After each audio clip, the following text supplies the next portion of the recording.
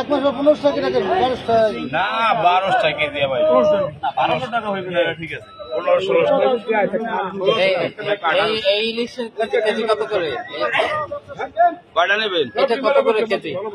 আমি লাইভ বন্ধ করেন, এটা কেজি কত করে? আপনি লাইভটা বন্ধ করেন। লাইভ দিচ্ছি না, কত করে কেজি? 3000 টাকা কেজি। 3000 কেজি। এটা বলতে সমস্যা কোথায়? সমস্যা অবশ্যই আছে। কি সমস্যা? আমি ক্যামেরা দরকার, কারণটা কেমন তা আমি জানতে চাইছি, জানতে চাইলে এটা আলাদা জিনিস। আমার কাজই এটা, আপনারা জিজ্ঞেস করছি কত কেজি। আপনি কয় টাকা দেবেন কেজি? আমি দাম জিজ্ঞেস করছি। কাস্টমারের দাম চাই, আমি কাস্টমারের ক্রেতা যা বলে ওই দামে বাস ডাল। আমার 2000 টাকা দিতে ভাই। টাকা দিলে ওইটা দিতে টাকা। কেমন হয়ে গেল?